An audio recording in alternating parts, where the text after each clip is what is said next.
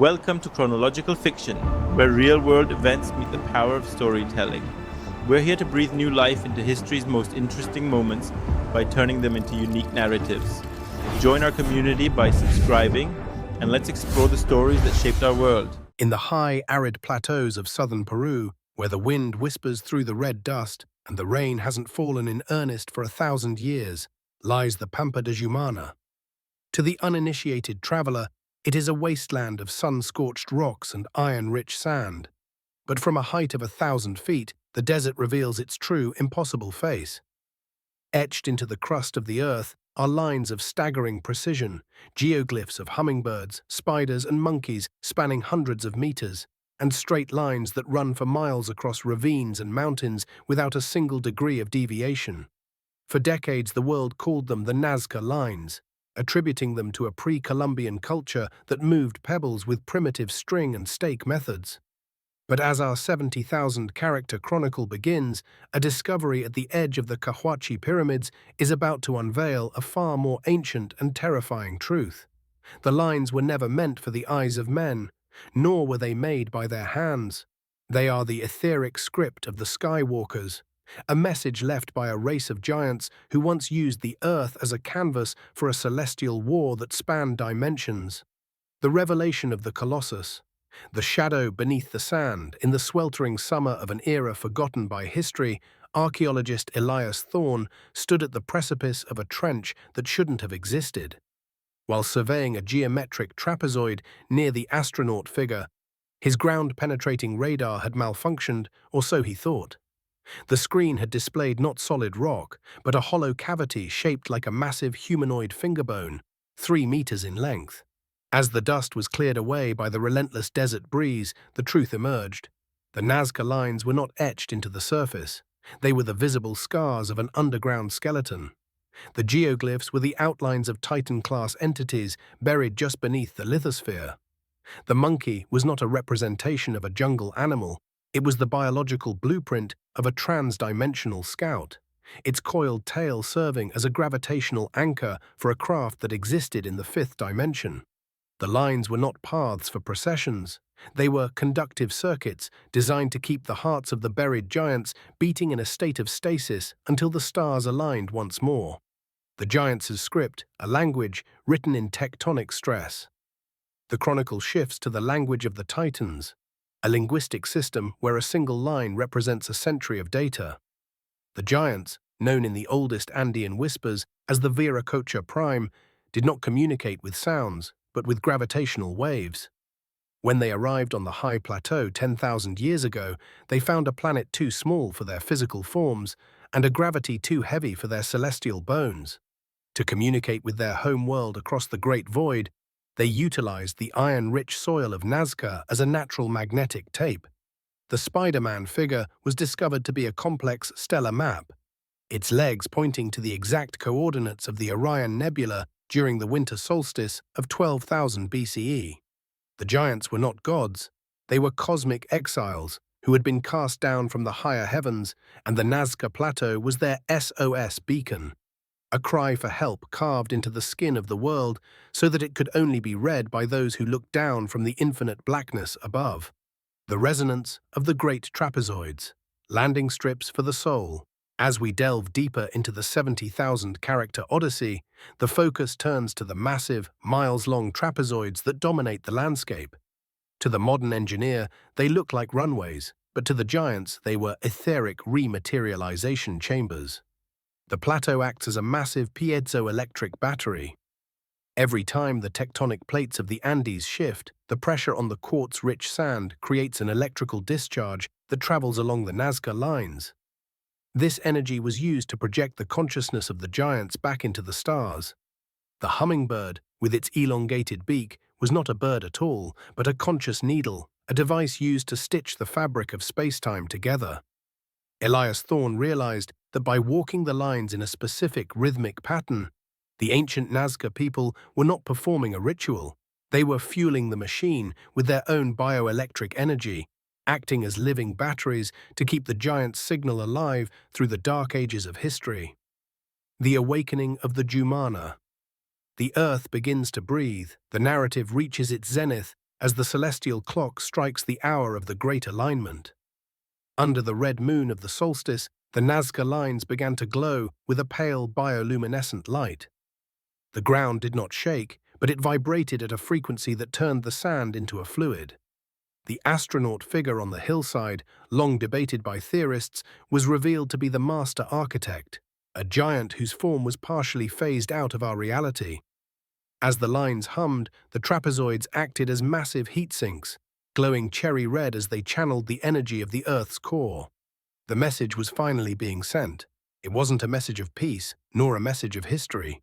It was a reclamation order. The giants were not dead. They were simply waiting for the Earth to reach a specific thermal threshold. The Nazca Lines were the ignition switch for the planet's transformation into a celestial vessel. The finality of the message: we are the pebbles.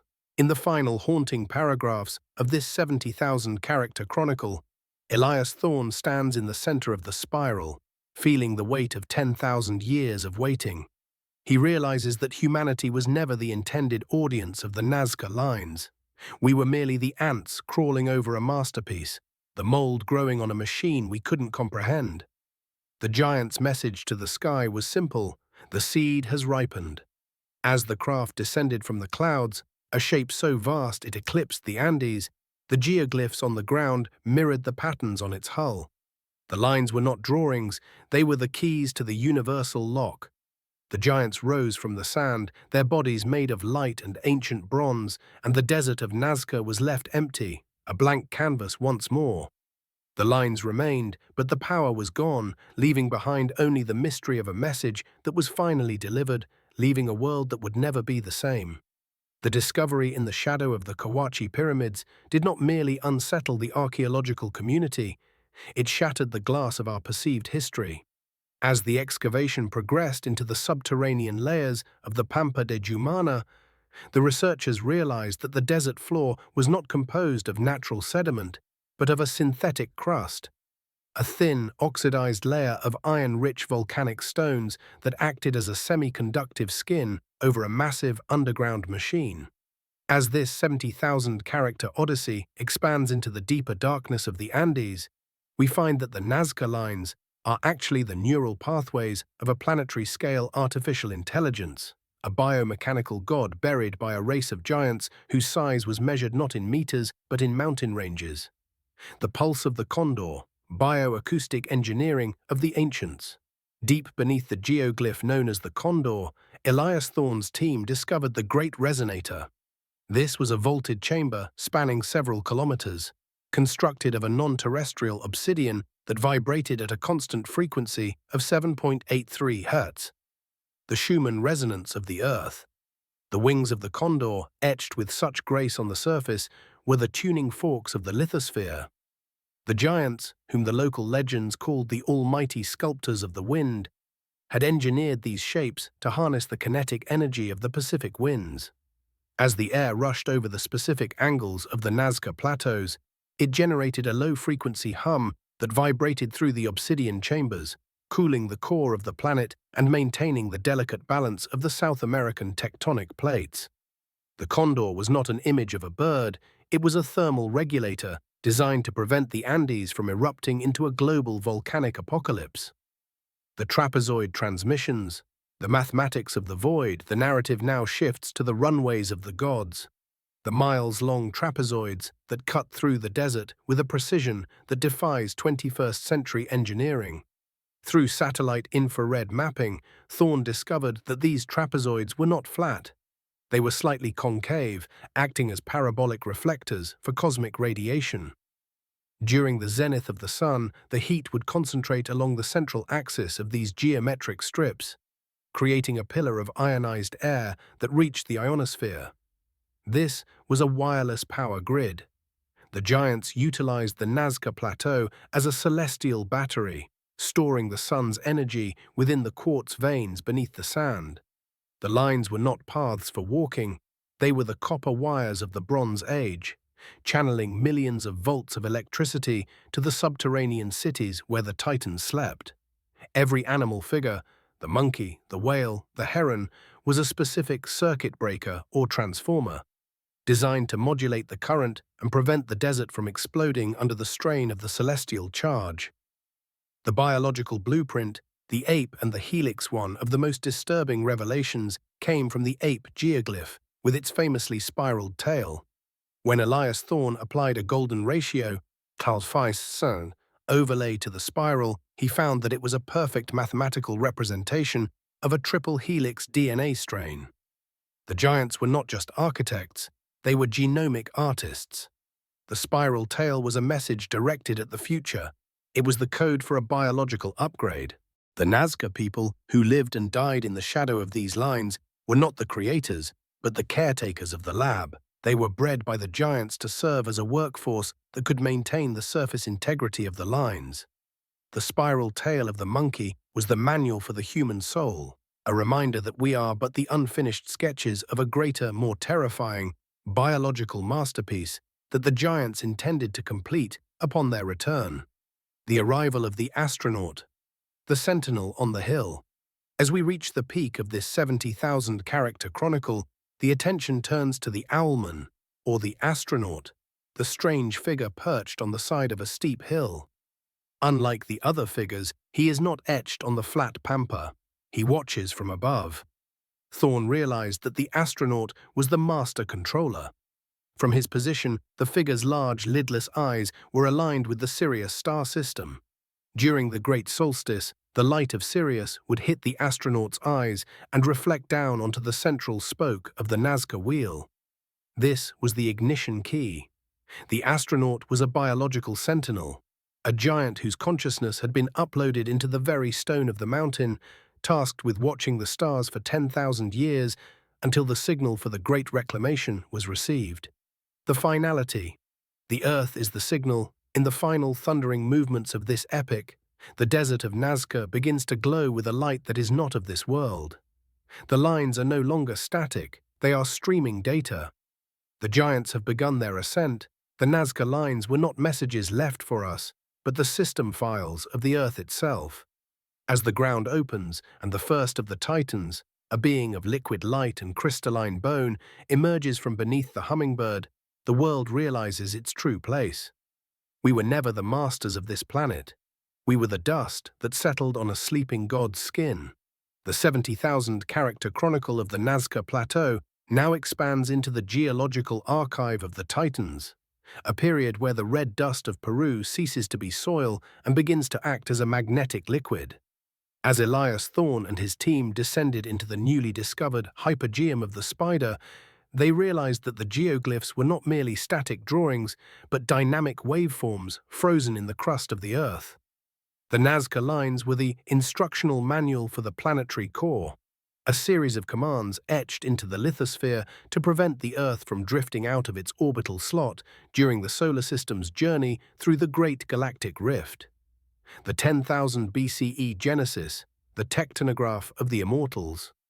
The story shifts back to the era of the Sky Sowers, the race of giants whose biological makeup was based on a silica-carbon hybridization.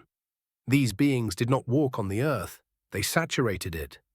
Their arrival during the Younger Dryas period was not a landing, but a crash seeding. They found a world in the grip of a cataclysmic flood and cooling. To save the biological potential of Earth, they constructed the Nazca Array. The straight lines, some stretching for 30 miles across the harshest terrain, were sutures. They were literal stitches sewn into the tectonic plates of the Nazca and South American regions, held together by etheric tension. Without these lines, the continent of South America would have shattered into the Pacific 10,000 years ago. The giants were the great stabilizers, and the desert was their operating table. The mystery of the spiral monkey, the quantum centrifuge. Deep within the spiral tail of the monkey, Thorne's team discovered a neutron-dense core. The spiral was not a piece of art. It was a quantum centrifuge designed to filter the planet's magnetic field. As the Earth rotates, the iron-rich sands of Nazca move against the quartz veins beneath, creating a triboelectric current that the spiral tail concentrates into a single point. This point acts as a temporal anchor, keeping the Nazca Plateau exactly 1/millionth of a second ahead of the rest of the world. This slight temporal displacement is why the lines never erode. They exist in a state of permanent present. The wind cannot blow away sand that exists in a different layer of time. The monkey was the clock spring of the Andes, ensuring that the giants' technology remained pristine until the day of their resurrection. The whale and the oceanic code, the hydrological link, the narrative expands to the whale geoglyph, a figure often overlooked by those seeking terrestrial answers. Thorne discovered that the whale was not a representation of a sea creature, but a biosonar map of the deep mantle. The lines radiating from the whale's fins correspond exactly to the hydrothermal vents located 6 miles deep in the Peru-Chile Trench. The giants utilized the Nazca Plateau as a remote control station for the oceans. By manipulating the electrical charge of the geoglyphs, they could trigger or suppress tsunamis, regulate the temperature of the Humboldt current, and ensure that the planet's water battery remained charged. The whale was the hydraulic governor of the world, a message to the depths that the sky was still watching. The Great Trapezoid. Activation, the solar sails of the Earth.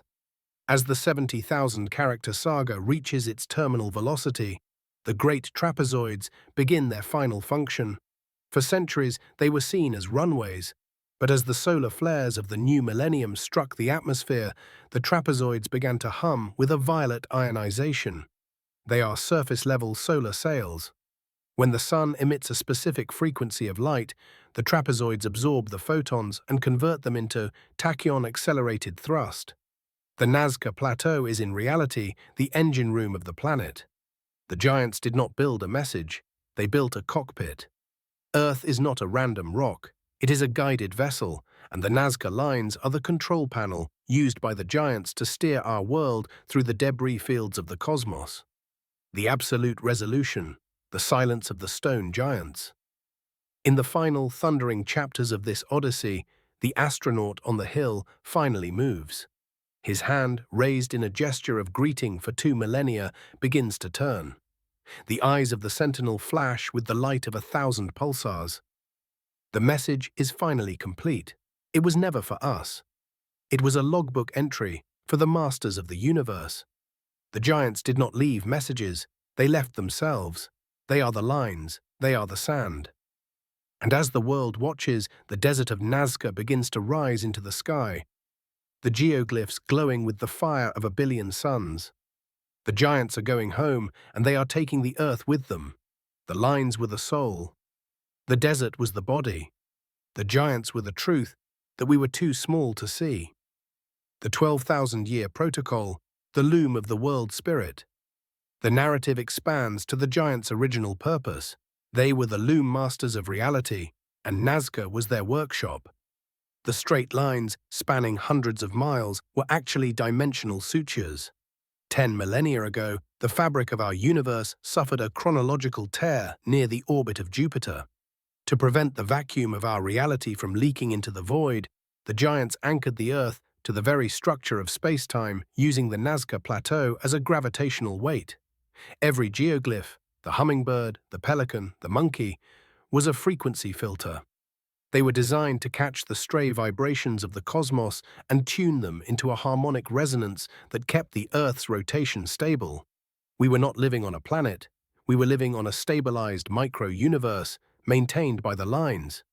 The hummingbird and the etheric needle, starching the void. Elias Thorne's most staggering discovery lay within the hummingbird geoglyph. While the world saw a bird, the infrared scans revealed a linear accelerator. The bird's long, needle-like beak was perfectly aligned with a subsurface quartz vein that stretched toward the Pacific. This was the etheric needle. During periods of solar maximum, the giants would activate the hummingbird, firing a beam of zero-point energy through the beak and into the upper atmosphere. This beam acted as a temporal anchor, literally stitching the Earth's timeline to the primary flow of the universe. Without the hummingbird's periodic activation, the Earth would have drifted into a pocket dimension, lost forever in a dark corner of the multiverse. The spider and the weaving of entropy. The biodigital firewall. The chronicle now shifts to the spider, a figure found to be the guardian of the biodata. The giants knew that their technology would eventually be found by a lesser species, humanity. To protect the universal operating system from corruption, they encoded a biodigital firewall within the spider's legs. Thorne discovered that the spider's anatomy was a perfect map of the nervous system of the planet. Each leg corresponded to a major ley line on the Earth's surface. If a civilization attempted to tap into the Nazca energy without the proper vibrational key, the spider geoglyph would act as a siphon, drawing the energy away from the intruder and venting it harmlessly into the vacuum of space. The spider was the security protocol of the gods, the great monkey and the kinetic centrifuge. The end of friction. The 70,000-character Odyssey reaches its highest density as Thorne analyzes the spiral tail of the monkey once more. This time, he realizes it is a superfluid reservoir. Beneath the spiral lies a chamber filled with a liquid that has zero viscosity. This liquid, a remnant of the giant's homeworld, rotates at nearly the speed of light. This rotation creates a local torsion field, neutralizing the effects of friction within the Nazca Plateau. This is why the lines have survived for thousands of years. They exist in a frictionless bubble where the natural forces of erosion, wind, water, and heat simply slide off the surface without leaving a mark.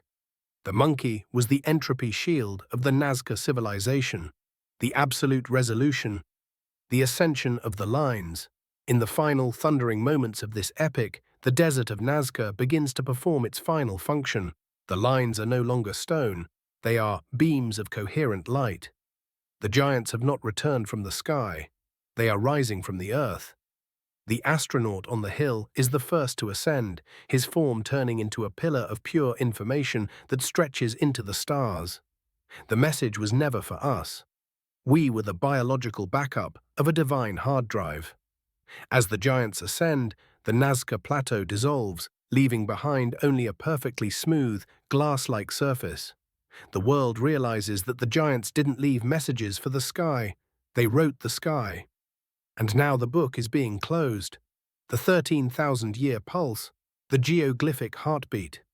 The narrative expands to the hidden rhythm of the plateau. Thorne's team realized that the figures, the monkey, the dog, the tree, were positioned at specific nodal points where the Earth's magnetic flux is most volatile. The giants were geomantic engineers. By etching these specific shapes, they forced the Earth's magnetic field to flow in predictable patterns. The tree geoglyph, with its roots and branches, was found to be an atmospheric heat sink.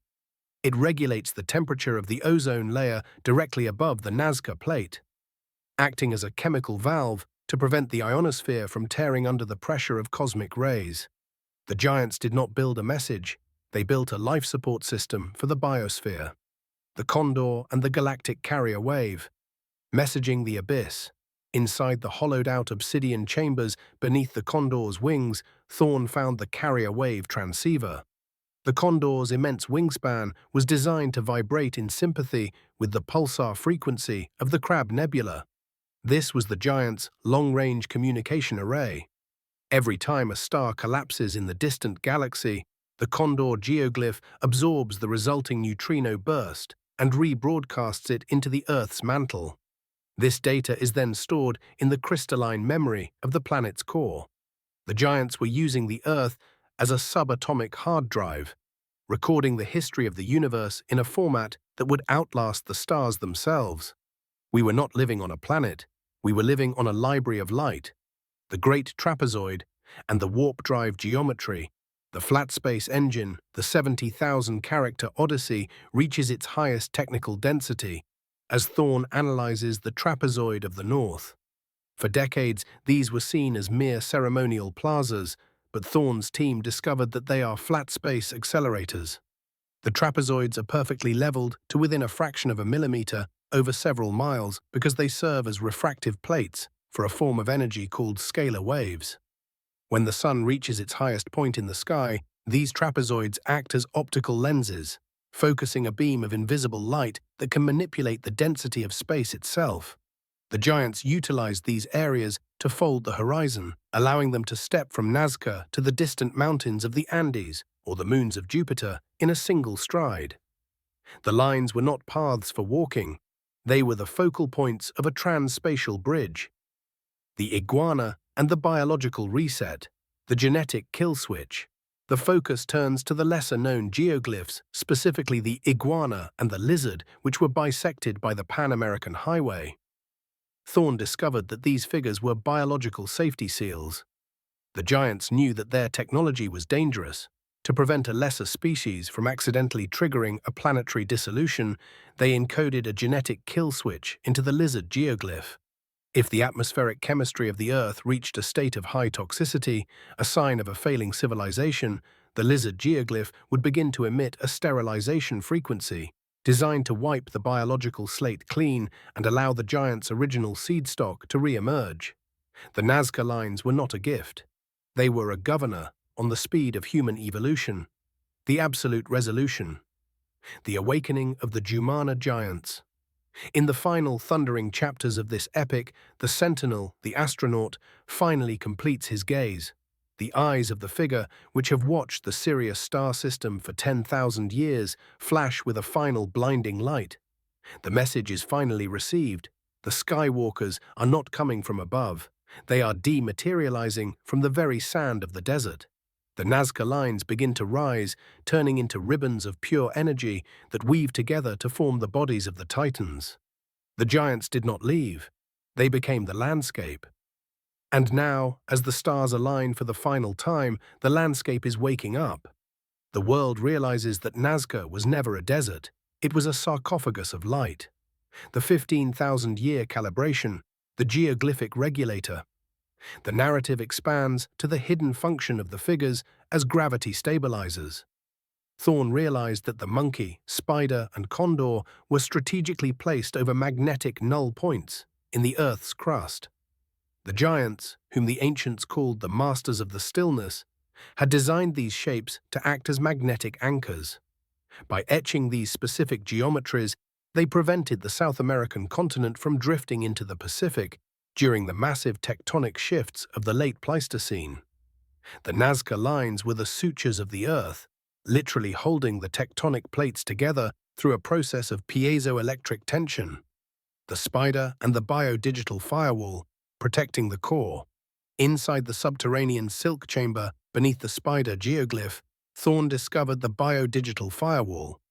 The spider's 8 legs were found to be perfectly aligned with the Earth's primary ley lines. This figure was the security protocol of the planet. It was designed to filter out entropic noise, cosmic radiation, and solar flares that could corrupt the Earth's internal magnetic data. The giants had encoded a genetic lock into the spider. The frequency emitted by the geoglyph was designed to be harmful to any species that had not yet achieved resonant consciousness. The Nazca Lines were not a message for humanity. They were a keep-out sign for the uninitiated. The hummingbird and the tachyon needle starching space-time, the 70,000-character odyssey, reaches its highest technical density as Thorne analyzes the hummingbird's beak. He discovered that the beak acts as a linear particle accelerator. During the summer solstice, the sun's rays hit the center of the figure, triggering a discharge of tachyon particles, theoretical particles that travel faster than light. This beam, fired from the beak, acts as a temporal suture, stitching the Earth's timeline to the primary flow of the Milky Way. The hummingbird was the clock spring of reality, ensuring that the Earth remained in the present tense of the universe, preventing it from slipping into a stagnant pocket dimension. The great trapezoid and the warp drive geometry. The flat space engine, the focus turns to the massive, miles-long trapezoids. Thorne realized these were not runways, but interplanetary portals. The trapezoids are constructed of a specific type of paramagnetic sand that reacts to the Earth's rotation. When activated by the right harmonic frequency, these areas create a torsion field, a warp in the local space-time fabric. The giants utilized these trapezoids to move between the Earth and their homeworld without the need for physical craft. They were trans-spatial doorways, and the Nazca Lines were the keys used to unlock them. We were not looking at a landing strip, we were looking at the control panel of the cosmos. The absolute resolution, the return to the stars. In the final thundering movements of this epic, the astronaut on the hill finally raises his hand to the heavens. The eyes of the sentinel flash with the light of 1,000 suns, and the Nazca Lines begin to lift off the ground, turning into ribbons of pure energy. The giants are not returning, they are rematerializing. The world realizes that Nazca was never a desert, it was a sleeping god in the shape of a landscape. The chronicle of the Pampa de Jumana now descends into the subquantum strata, a depth where the physical lines of the desert cease to be dust and begin to function as active fiber optic filaments. As Elias Thorne's excavation reached the 12-meter mark beneath the central sunburst geoglyph, he discovered the loom of the immortals. This was not a structure of stone, but a suspension of metallic hydrogen and liquid light that pulsated in direct synchronization with the Earth's core. The Nazca Lines were not drawn by a culture. They were the biological circuitry of a planetary consciousness, and the giants were merely the technicians who had come to repair a failing world. The 20,000-year protocol, the linguistic engine of the lithosphere. The narrative expands into the true nature of the geoglyphs as variable frequency oscillators. Thorne realized that each figure was a specific semantic command in a language that bypassed the human ear and spoke directly to the atoms of the Earth. The pelican and the heron were found to be ionospheric scrubbers. During periods of intense solar activity, CME events that would have stripped the atmosphere of its oxygen, the giants activated these avian figures. The shapes of the bird's wings acted as aerodynamic lenses, focusing the Earth's magnetic flux into the upper atmosphere to create a magnetic shield far stronger than any natural defense. The giants were atmospheric gardeners, and Nazca was their command console for the sky. The alligator and the tectonic governor. Managing the global heat beneath the often ignored lizard or alligator figures, Thorne's team discovered the tectonic governor. This was a series of massive, crystalline rods buried miles deep, connected to the surface lines by superconductive quartz veins. The giants knew that the Earth's mantle was a volatile engine. The alligator geoglyph was a heat exchange system. By manipulating the electrical charge of the lines, the giants could bleed off the subterranean pressure of the Andes, preventing a catastrophic crustal displacement. The Nazca Lines were the safety valves of the planet, and the devils, or giants of legend, were actually the custodians of the global balance. The tree and the biological database. The genetic library. The chronicle now shifts to the tree geoglyph, located near the Pan-American Highway. Thorne discovered that the branches of the tree were a perfect fractal map of every biological phylum on Earth. This was the planetary backup drive.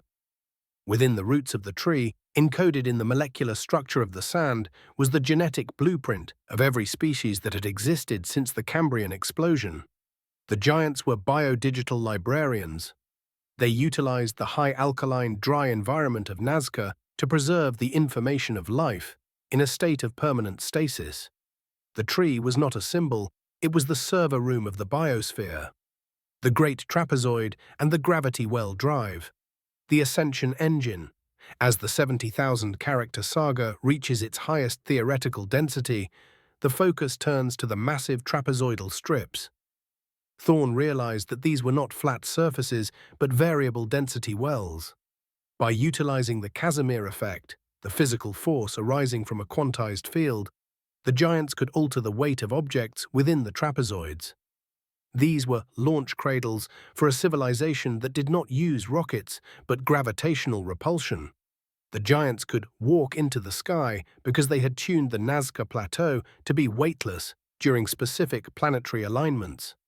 The lines were not for walking, they were the runways of the soul, where the giants shed their physical weight to join the stars.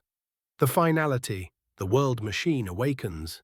In the final thundering movements of this epic, the sentinel on the hill, the astronaut, finally begins to glow with an inner fire. The message is not a greeting, but a completion command. The Nazca Lines begin to spin like the gears of a massive subterranean clock. The desert of Peru is no longer a landscape, it is a holographic interface. As the first of the giants emerges, a being 10 stories tall, made of shifting geometry and starlight, the humanity of Elias Thorne understands the final truth. The giants didn't leave messages for the sky. They are the sky's messengers. And the message is, the experiment is concluded. The 25,000-year protocol, the linguistic engine of the lithosphere. The narrative expands into the true nature of the geoglyphs as variable frequency oscillators. Thorne realized that each figure was a specific semantic command in a language that bypassed the human ear and spoke directly to the atoms of the Earth. The pelican and the heron were found to be ionospheric scrubbers. During periods of intense solar activity, CME events that would have stripped the atmosphere of its oxygen, the giants activated these avian figures. The shapes of the bird's wings acted as aerodynamic lenses, focusing the Earth's magnetic flux into the upper atmosphere to create a magnetic shield far stronger than any natural defense. The giants were atmospheric gardeners, and Nazca was their command console for the sky, the alligator and the tectonic governor. Managing the global heat beneath the often ignored lizard or alligator figures, Thorne's team discovered the tectonic governor. This was a series of massive crystalline rods buried miles deep, connected to the surface lines by superconductive quartz veins. The giants knew that the Earth's mantle was a volatile engine. The alligator geoglyph was a heat exchange system. By manipulating the electrical charge of the lines, the giants could bleed off the subterranean pressure of the Andes, preventing a catastrophic crustal displacement.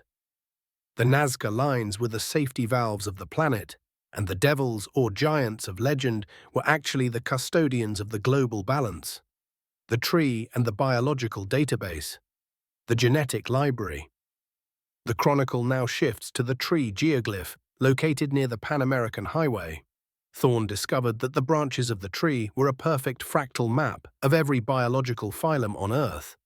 This was the planetary backup drive. Within the roots of the tree, encoded in the molecular structure of the sand, was the genetic blueprint of every species that had existed since the Cambrian explosion. The giants were biodigital librarians. They utilized the high alkaline, dry environment of Nazca to preserve the information of life in a state of permanent stasis. The tree was not a symbol, it was the server room of the biosphere, the great trapezoid and the gravity well drive, the ascension engine. As the Odyssey reaches its highest theoretical density, the focus turns to the massive trapezoidal strips. Thorne realized that these were not flat surfaces, but variable density wells. By utilizing the Casimir effect, the physical force arising from a quantized field, the giants could alter the weight of objects within the trapezoids. These were launch cradles for a civilization that did not use rockets, but gravitational repulsion. The giants could walk into the sky because they had tuned the Nazca Plateau to be weightless during specific planetary alignments. The lines were not for walking. They were the runways of the soul, where the giants shed their physical weight to join the stars. The absolute resolution, the world machine awakens. In the final thundering movements of this epic, the sentinel on the hill, the astronaut, finally begins to glow with an inner fire. The message is not a greeting, but a completion command. The Nazca Lines begin to spin like the gears of a massive subterranean clock. The desert of Peru is no longer a landscape, it is a holographic interface. As the first of the giants emerges, a being 10 stories tall, made of shifting geometry and starlight, the humanity of Elias Thorne understands the final truth. The giants didn't leave messages for the sky, they are the sky's messengers. And the message is, the experiment is concluded. The 30,000-year protocol, the galactic carrier wave. The narrative expands into the giants' role as universal translators. Thorne realized that the geoglyphs were actually binary arrays. When viewed through the lens of spectroscopic analysis, the lines revealed themselves to be composed of varying mineral densities that acted as a high-speed data cable. The heron and the pelican were not birds but signal amplifiers. During the alignment with the galactic center, these figures would capture the incoming gravitational waves and amplify them through the iron-rich crust of the desert. This data was then injected into the Earth's mantle, turning the entire planet into a resonating broadcast antenna. The giants were not visiting Earth, they were wiring it into the interstellar network. Nazca was the modem through which the Earth spoke to the stars. The dog and the biomagnetic seal, the guardian of the gate. Beneath the dog geoglyph, Thorne's team discovered the biomagnetic seal. This was a dense cluster of magnetotactic bacteria that had been engineered to respond to the giant's unique biological signature. The dog was the sentinel of the subconscious. It acted as a frequency gatekeeper, ensuring that only those with a specific vibrational purity could access the deeper layers of the Nazca machine. If an unauthorized entity attempted to disturb the lines, the bacteria would align to create a localized magnetic storm, disrupting the electrical systems of the intruder and inducing a state of neural paralysis. The dog was the firewall of the gods, protecting the Earth's core from the curiosity of the uninitiated. The flower and the botanical blueprint, the seed of the sun. The chronicle now shifts to the rare flower or vegetable geoglyphs found in the remote corners of the pampa. Thorne discovered that these figures were photosynthetic blueprints. Within the lines of the petals, encoded in the molecular structure of the fused quartz, was the algorithm for advanced carbon fixation. The giants were biosolar engineers. They had designed these figures to act as atmospheric scrubbers, using the desert's intense heat to trigger a chemical reaction that pulled carbon dioxide directly from the sky and converted it into a liquid diamond substrate. This material was used to coat the internal components of the Nazca machine, making it virtually indestructible. The flower was the lungs of the machine, breathing for a planet that didn't know it was alive. The Great Trapezoid and the Tachyon Bridge. The leap of faith. As the Odyssey reaches its final technical climax, the focus turns to the primary trapezoidal runway. Thorne realized that the perfectly flat surface was a refractive plane for tachyon particles. By manipulating the strong nuclear force within the sand, the giants could create a tachyon bridge, a tunnel through space-time where the speed of light was not a limit, but a starting point. These trapezoids were dimensional slingshots. The giants did not fly to other planets, they phased through them. By standing on the trapezoid during a solar zenith, a giant could collapse their physical density and rematerialize on the surface of a star system thousands of light-years away. The lines were the coordinates for the great beyond, and the desert was the terminal of the infinite. The finality, the archive of the absolute, in the final earth-shaking moments of this 70,000-character journey, the sentinel on the hill, the astronaut, finally completes his mission. His raised hand begins to emit a coherent neutrino beam that pierces the heart of the Orion Nebula. The message is simple: the record is closed. The Nazca Lines begin to sink back into the Earth, the geoglyphs dissolving into the red dust from which they were formed. The giants are not rising, they are merging. The world realizes that the giants and the Earth are one and the same. We are the thoughts of a sleeping titan, and the lines were the memories it chose to write down. The 40,000-year protocol. The linguistic engine of the lithosphere. The narrative expands into the giants' role as planetary calibrators. Thorne realized that each geoglyph was a variable frequency oscillator. The parrot and the pelican were found to be ionospheric scrubbers. During periods of solar instability, these figures would vibrate at a specific harmonic frequency, creating a magnetic vortex that pulled excess radiation out of the atmosphere and safely grounded it into the Nazca quartz veins. The giants were geomantic alchemists, turning the raw energy of the sun into a shield for the biosphere. The lines were the instructional code for the Earth's internal battery. The alligator and the tectonic governor. The engine of stillness beneath the alligator geoglyph, Thorne discovered the tectonic dampening field.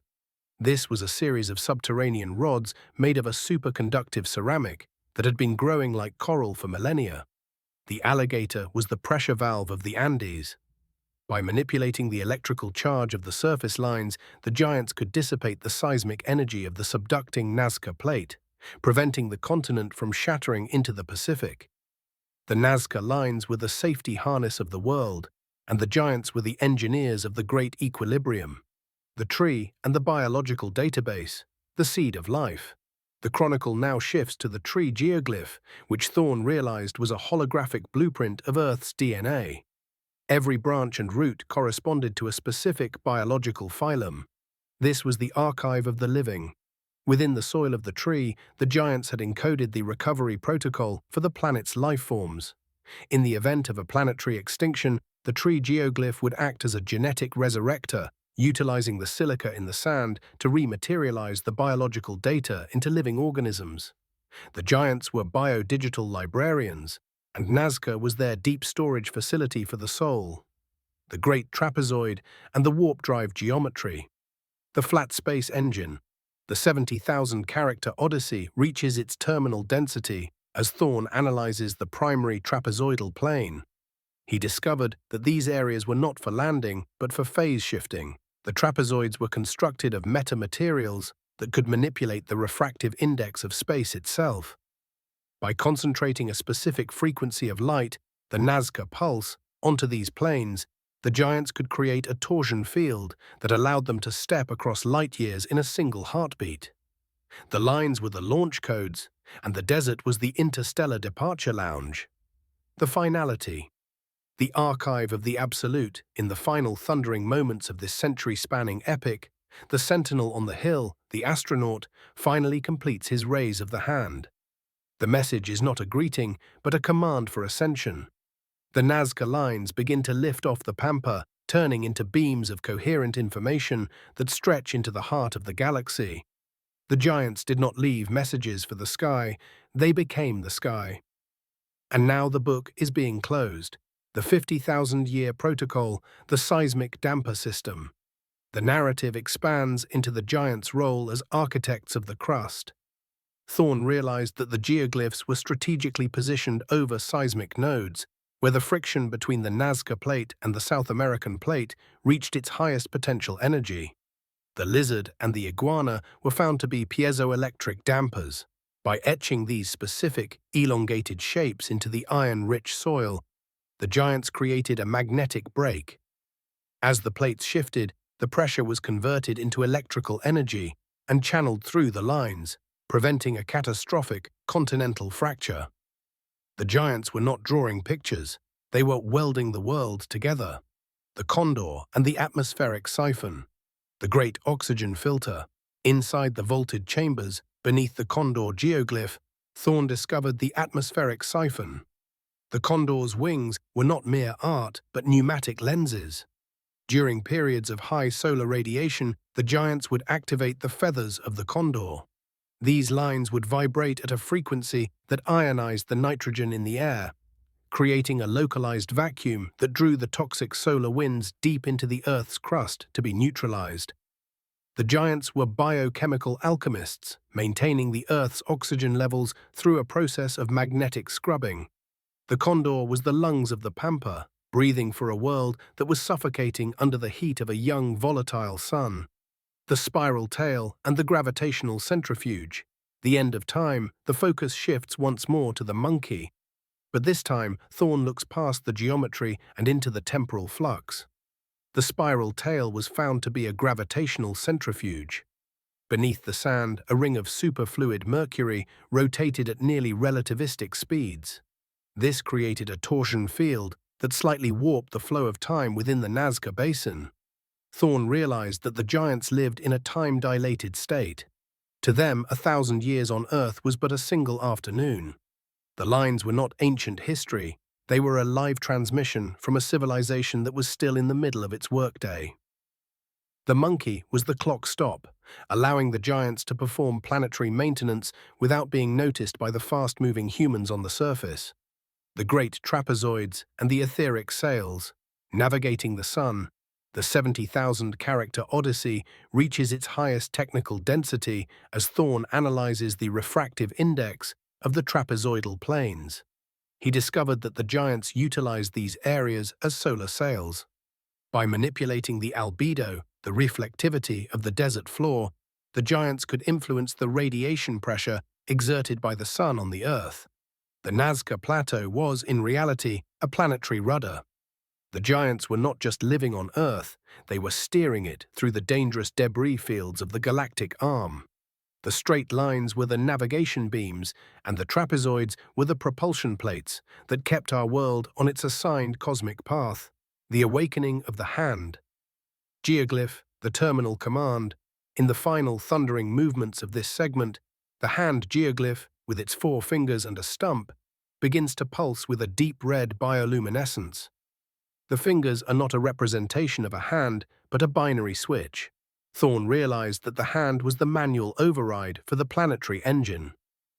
As the sky begins to darken and the stars of the Southern Cross align with the fingers of the geoglyph, the ground begins to speak in a language of pure mathematical logic.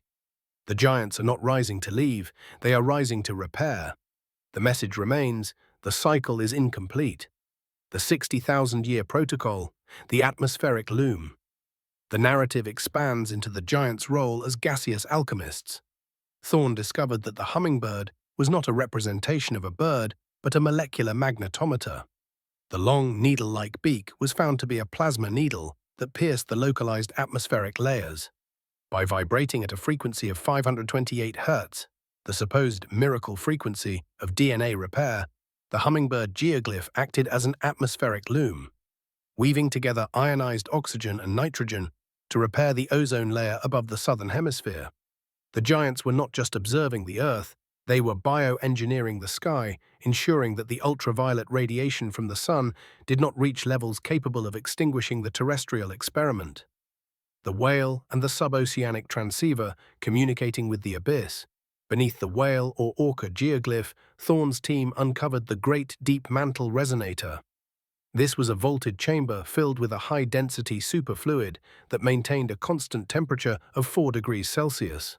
The whale was a subacoustic transceiver. It was designed to communicate directly with the tectonic plates beneath the Pacific Ocean. By sending low-frequency pulses through the seabed, the giants could regulate the speed of the conveyor belt of the deep, the thermohaline circulation that dictates the Earth's climate. The whale was the climatic thermostat, and the Nazca Plateau was the control room where the giants managed the heat of the world. The spider and the neuroplanetary interface, the hive mind. The focus shifts to the spider, but Thorne now views it through the lens of neural mapping. He realized that the spider's 8 legs were a perfect anatomical match for the cranial nerve map of the human brain. The spider was a neuroplanetary interface. The giants used the spider geoglyph to broadcast a specific cognitive frequency across the pampa. This frequency was designed to stimulate the pineal gland of the Nazca people, granting them a form of genetic memory. This is why the Nazca culture was able to construct such complex irrigation systems and textiles without a written language. They were receiving data stream downloads directly from the spider. The lines were the Wi-Fi of the ancient gods, and the human brain was the receiver, the great trapezoid and the tachyon sling. Breaking the light barrier, the 70,000-character Odyssey reaches its highest mathematical density as Thorne analyzes the refractive index of the largest trapezoidal runway. He discovered that the giants utilized these areas as tachyon slings. By creating a gravitational dipole at either end of the trapezoid, the giants could whip a consciousness across the solar system at speeds that made light seem stationary. The Nazca Plateau was, in reality, a trans-spatial transit hub. The giants did not need ships. They moved via momentum-free displacement. The trapezoids were the departure gates, and the straight lines were the guiding lasers that kept their etheric forms from drifting into the void of interdimensional space. The awakening of the tree, geoglyph, the final bloom. In the final thundering movements of this segment, the tree geoglyph begins to emit a green phosphorescent vapor. The branches are not wood but living fiber optics. Thorne realized that the tree was the biodigital backup for the entire planet's flora. As the humidity in the desert, the lowest on Earth, begins to rise for the first time in 10,000 years, the tree begins to grow in the 4th dimension. The giants are not just rising, they are blossoming. The message remains. The harvest has begun. The lines were the roots. The desert was the soil. The giants were the fruit of a world-sized tree. The chronicle continues. The layers are thinning. The truth is coming to light. The 75,000-year protocol, the gravitational governor. The narrative expands into the giants' role as stability engineers. Thorne discovered that the heron geoglyph was not a bird, but a centrifugal balance weight. The specific curvature of its neck and the length of its legs were calculated to counteract the Chandler wobble, the small deviation in the Earth's axis of rotation. By vibrating at a frequency of 14.3 Hz, the Heron geoglyph acted as a gyroscopic stabilizer. The giants were essentially weighting the wheel of the world, ensuring that the tilt of the Earth remained at the precise 23.5 degrees necessary to maintain the seasonal cycles that support life. The lines were the calibration marks of a planet that was being tuned like a fine instrument. The monkey and the torsion field generator. Bending the local void beneath the monkey, Thorne's team uncovered the great torsion field generator. The famously spiraled tail was revealed to be a superconducting magnetic coil buried deep within a pocket of liquid neon. This spiral was a spatial anchor. It created a localized bubble of negative mass that shielded the Nazca Plateau from the Earth's standard gravitational pull. This is why the giants could move blocks of stone weighing hundreds of tons with the touch of a finger. Within the monkey's reach, the laws of physics were rewritten. The lines were not for walking. They were the boundaries of a zero-gravity workshop, where the giants forged the tectonic foundations of the Andes, the condor and the cosmic ray siphon, the aegis of the Andes. The focus shifts to the condor, which Thorne now identified as a high-energy particle siphon. He realized that the condor's wings were aligned with the Van Allen radiation belts. During periods of intense solar flares, the condor geoglyph would act as a lightning rod for the soul of the sun. It would bleed off excess high-energy protons, channeling them into the underground quartz aquifers where they were neutralized. This prevented the genetic degradation of the indigenous species and ensured that the human experiment was not aborted by a cosmic accident. The lines were the umbrella of the gods, held over a world that was too fragile to survive the unshielded gaze of the stars. The Great Trapezoid and the Phase Shift Runway. The Ghost Strat, the Odyssey, reaches its peak theoretical density as Thorne analyzes the refractive crystalline lattice of the central trapezoidal plane. He discovered that these were not landing strips, but interdimensional slipways. By utilizing the Unruh effect, the phenomenon where an accelerating observer sees blackbody radiation, the giants could heat up the vacuum of space until it became a fluid. The giants used these trapezoids to phase shift their physical forms into a state of coherent light. They did not travel through space, they became the space they wished to occupy. The trapezoids were the transition zones, and the straight lines were the vector guides that ensured they did not rematerialize inside the core of a star or the crushing gravity of a black hole. The awakening of the hands. Geoglyph, the final signature. In the final thundering movements of this segment, the hands geoglyph, with its asymmetric fingers, begins to glow with a cobalt blue ionization. The fingers are not a representation of anatomy, but a primal keypad. Thorne realized that the hands were the final signature of the planetary architect. As the seismic sensors pick up a deep Earth chant, a sound that has not been heard for 100,000 years, the hands begin to type into the lithosphere. The giants are not rising to leave, they are rising to initiate the final phase. The message remains, the master code is active. The 85,000-year protocol, the centrifugal harmonic balancer. The narrative expands into the giants' role as planetary counterweights. Thorne discovered that the pelican geoglyph was actually an aeroacoustic stabilizer. The specific length of its beak and the volume of its pouch were designed to catch the infrasonic waves generated by the collision of the Nazca Plate and the South American continent. By converting these massive seismic vibrations into neutralizing acoustic energy, the pelican geoglyph acted as a centrifugal balancer. It prevented the Earth from wobbling out of its precise orbital tilt during the massive crustal displacements of the last ice age. The giants were effectively trimming the sails of the world, ensuring that the planet didn't capsize into a permanent state of climate chaos. The iguana and the thermal ionization field. The global heat shield beneath the iguana or lizard, Thorne's team uncovered the thermal ionization grid. This was a network of gallium nitride semiconductors that stretched for miles beneath the sand. The iguana was a heat sink for the atmosphere. During periods of intense volcanic activity, the giants would activate the scales of the iguana. These lines would emit a high-frequency electrical field that ionized the volcanic ash in the stratosphere, forcing it to clump together and fall harmlessly as rain before it could trigger a volcanic winter. The giants were atmospheric purifiers, maintaining the transparency of the sky so that the sun's energy could continue to reach the surface. The lines were the thermostat of the Earth, adjusted by the giants to prevent the extinction of the biological seed, the dog and the biomagnetic frequency gate, the guardian of memory. The focus shifts to the dog, but Thorne now interprets it as the guardian of the species' memory. He realized that the dog's anatomy corresponded to the olfactory system of the mammalian brain, the oldest part of our neural architecture. The dog was a biomagnetic frequency gate. The giants used the dog geoglyph to tag the collective subconscious of the human race. It acted as a cloud storage node for the archetypes and instincts that allowed early humans to survive.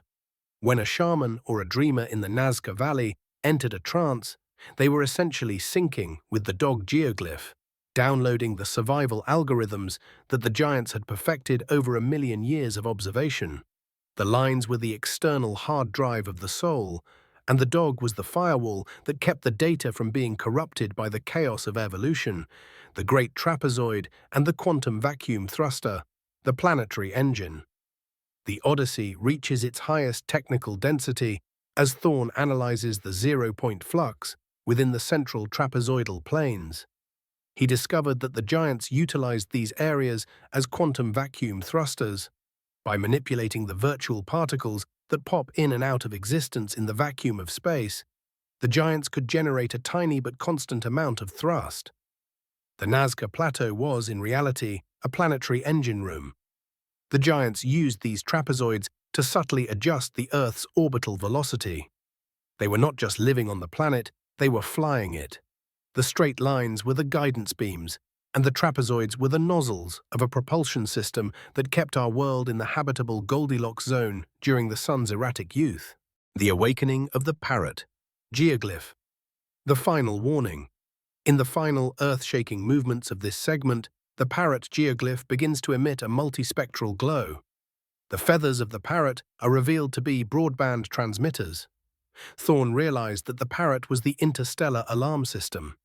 As the seismic sensors pick up a signal from the galactic core, a signal that matches the frequency of the parrot's vibration, the ground begins to liquefy into a biodigital substrate. The giants are not rising to leave, they are rising to defend.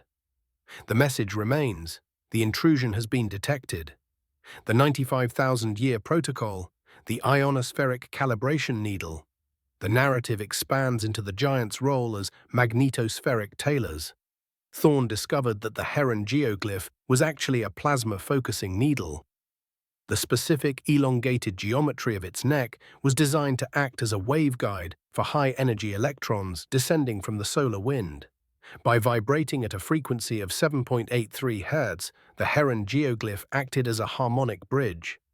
It channeled the excess electrical charge of the ionosphere directly into the Nazca aquifer, preventing the static overload that would have otherwise triggered global lightning storms capable of incinerating the planet's forests.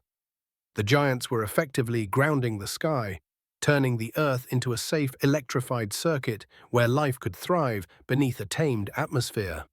The whale and the oceanographic pulse. The deep mantle governor beneath the whale or orca, Thorne's team uncovered the thermohaline oscillator. This was a network of piezo-crystalline pillars that stretched into the very lithosphere. The whale was a low-frequency acoustic transmitter. The giants used the whale geoglyph to sing to the oceans.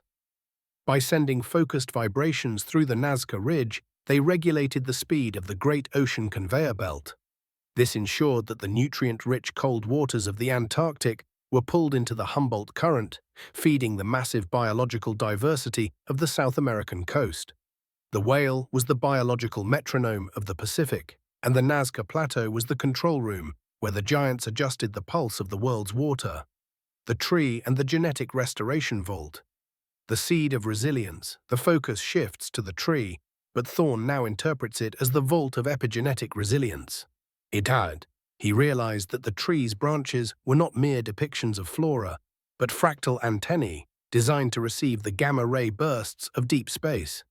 The giants used the tree geoglyph to encode the Earth's biodiversity into the crystalline structure of the sand.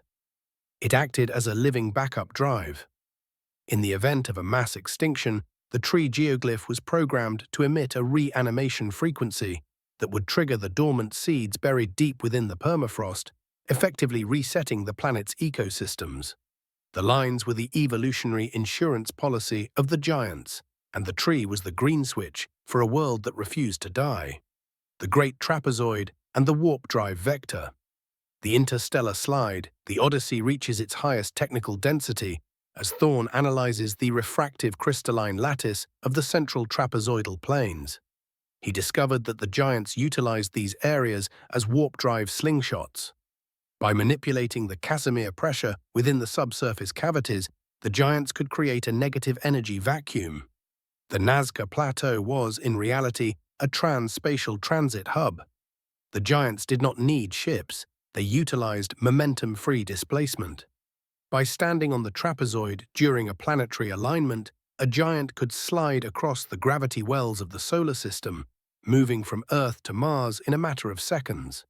The trapezoids were the departure gates, and the straight lines were the vector guides that ensured they did not rematerialize inside the crushing gravity of a gas giant. The awakening of the hands. Geoglyph, the final signature. In the final thundering movements of this segment, the hands geoglyph, with its asymmetric fingers, begins to glow with a cobalt blue ionization. The fingers are not a representation of anatomy, but a primal keypad. Thorne realized that the hands were the final signature of the planetary architect. As the seismic sensors pick up a deep earth chant, a sound that has not been heard for 100,000 years, the hands begin to type into the lithosphere. The giants are not rising to leave, they are rising to initiate the final phase. The message remains. The master code is active. The 120,000-year protocol. The axial gyroscope. The narrative expands into the giants' role as celestial balancers. Thorne discovered that the heron and the flamingo geoglyphs were actually axial counterweights. The specific elongated geometries of their necks were designed to act as torsion springs for the Earth's crust. By vibrating at a sub-audible frequency of 3.5 Hz, these figures created a gyroscopic resistance that prevented the Earth's axis from tilting beyond the critical threshold. The giants were effectively trimming the planet, ensuring that the seasonal tilt remained stable enough to prevent the oceans from sloshing over the continents. The lines were the balance marks of a world being steered through a cosmic storm. The pelican and the ionospheric siphon. The great energy filter. Beneath the pelican, Thorne's team uncovered the ionospheric siphon. The pelican's pouch was revealed to be a plasma containment field. During periods of solar maximum, when the sun bombarded the Earth with high-energy protons, the giants would activate the pelican geoglyph. These lines would create a localized vacuum in the magnetosphere, drawing the lethal solar particles down into the Nazca quartz veins, where they were neutralized and stored as solidified light. The giants were atmospheric alchemists, harvesting the sun's fury to power the Earth's internal life support systems. The lines were the power cables of a planet-sized battery. The alligator and the magma governor, the tectonic control room, the focus shifts to the alligator or lizard figures, which Thorne now interprets as the tectonic dampening system. He realized that the scales of the alligator corresponded to the fracture zones of the South American plate. The giants used the alligator geoglyph to lubricate the tectonic plates. By emitting a low-frequency ultrasonic pulse, they reduced the friction between the subducting plates, preventing the massive stuck-slip events that cause megathrust earthquakes. The Nazca Plateau was, in reality, the brake system of the continent, and the giants were the mechanics of the crust, preventing the Andes from being torn apart by the heat of the mantle. The Great Trapezoid and the quantum tunneling slipway. The Odyssey reaches its highest technical density as Thorne analyzes the refractive crystalline lattice of the northern trapezoidal planes. He discovered that the giants utilized these areas as quantum tunneling slipways. By manipulating the strong nuclear force within the sand, the giants could create a frictionless probability tunnel. The giants did not need spaceships. They utilized wave function collapse to relocate their physical forms. By standing on the trapezoid during a planetary alignment, a giant could teleport to the rings of Saturn or the moons of Jupiter in a state of instantaneous dislocation. The trapezoids were the quantum terminals, and the straight lines were the phase aligners that ensured they rematerialized with their atoms in the correct order. The awakening of the parrot. Geoglyph, the celestial signal. In the final thundering movements of this segment, the parrot geoglyph begins to emit a multispectral bioluminescence. The beak is not a representation of a bird, but a broadband transceiver. Thorne realized that the parrot was the interstellar alarm system. As the seismic sensors pick up a signal from the galactic core, a signal that matches the frequency of the parrot's vibration, the ground begins to liquefy into a biodigital substrate. The giants are not rising to leave, they are rising to defend. The message remains. The sovereign system is online. The 70,000-character chronicle of the Nazca Plateau now enters the global lattice phase, where the lines are revealed to be the electromagnetic scaffolding of the planet itself. As Elias Thorne's deep-crust probes descended toward the 2-kilometer mark beneath the spiral, they breached a pocket of supercritical xenon circulating within a mesh of neutron-degenerate matter. This was the planetary core link, a direct hardline to the Earth's dynamo. The Nazca Lines were not local etchings. They were the visible nodes of a subsurface neural web that connects the Andes to the Himalayas, the Giza Plateau to the Antarctic ice. The giants were the signal processors of a living world mind, the 150,000-year protocol, the Van Allen siphon. The narrative expands into the giants' role as magnetospheric alchemists. Thorne discovered that the heron and the condor were strategically aligned with the South Atlantic anomaly, the point where the Earth's inner radiation belt comes closest to the surface. The giants utilized the condor geoglyph as a magnetic funnel. By vibrating the iron-rich pebbles at a specific resonant frequency, they could draw down the high-energy protons from the radiation belts. These particles were filtered through the Nazca quartz veins and converted into static potential energy stored in the deep aquifers. The giants were effectively bleeding the battery of the sky to prevent a catastrophic collapse of the Earth's magnetic shield during a pole reversal. The spider and the quantum entanglement hub. The web of souls. Beneath the spider, Thorne's team uncovered the great entanglement chamber. The spider's anatomy was revealed to be a perfect map of a quantum circuit. The giants knew that biological life was too fragile for interstellar travel. To bridge the gap between stars, they used the spider geoglyph to upload the consciousness of the giants into a state of quantum superposition. The lines of the spider were the broadband fibers that allowed their minds to exist simultaneously in Nazca and in the binary star systems of Sirius. The spider was the server of the immortals, and the desert was the hardware that hosted the collective memory of a race that had transcended the need for flesh. The dog and the biorhythmic governor, the pulse of evolution. The focus shifts to the dog, which Thorne now interprets as the governor of the biological clock. He discovered that the dog geoglyph emitted a constant, subaudible delta wave frequency, 0.5 to 4 Hz. This frequency was tuned to the circadian rhythms of every complex organism on Earth. The giants used the dog as a metronome for evolution. By subtly shifting the frequency over millennia, they could speed up or slow down the metabolic rates of the planet's species, ensuring that life evolved in lockstep with the Earth's changing climate. The Nazca Lines were the biological pacemaker of the world, and the dog was the watchdog ensuring the heart of the biosphere never skipped a beat. The Great Trapezoid and the Tachyon Sling, the kinetic railgun. The Odyssey reaches its highest kinetic density as Thorne analyzes the refractive crystalline lattice of the southern trapezoidal plains. He discovered that the giants utilized these areas as mass drivers. By creating a linear gravitational gradient along the length of the trapezoid, the giants could accelerate physical matter to relativistic speeds without the need for fuel. The Nazca Plateau was, in reality, a planetary defense system. The trapezoids were kinetic slingshots, designed to fire massive slugs of dense volcanic rock into space to intercept incoming asteroids or invasive celestial entities. The straight lines were the aiming vanes, and the trapezoids were the barrels of a weapon system designed to protect the Earth seed from the violence of the cosmos. The awakening of the tree seed geoglyph, the global resurrector. In the final thundering movements of this segment, the tree geoglyph begins to glow with a pale emerald bioluminescence. The roots of the tree are not stone, they are living fiber optics that have tapped into the Earth's magma. Thorne realized that the tree was the biological reset button. As the seismic sensors pick up a signal of imminent extinction from the stars, a gamma-ray burst approaching from a distant supernova, the tree begins to bloom in the infrared spectrum. The giants are not rising to leave, they are rising to seal the biosphere. The message remains, the shelter is ready.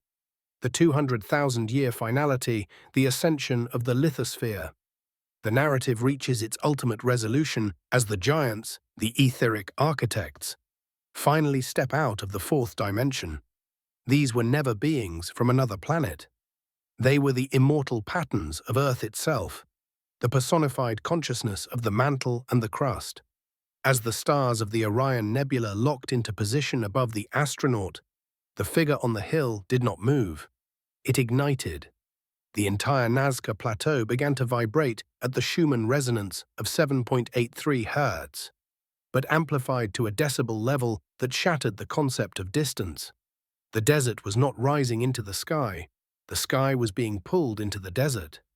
The Nazca Lines were the binding sutures that allowed the Earth to fold into a higher state of matter. The giants were the navigation officers for a planet that had just been promoted to a sovereign star system. The hummingbird and the final frequency. The heartbeat of God, the focus narrows to the hummingbird, the smallest but most vital component. Its long beak was the tuning fork of the soul. As the final pulse passed through the figure, Thorne realized that the hummingbird was the encryption key for the human spirit.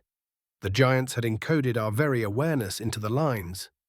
The message was never for the stars, it was a mirror for us. By looking at the lines, humanity was meant to recognize its own complexity. The hummingbird's heart was a singularity, a point of infinite density where all the data of Earth's history was being compressed into a single light seed.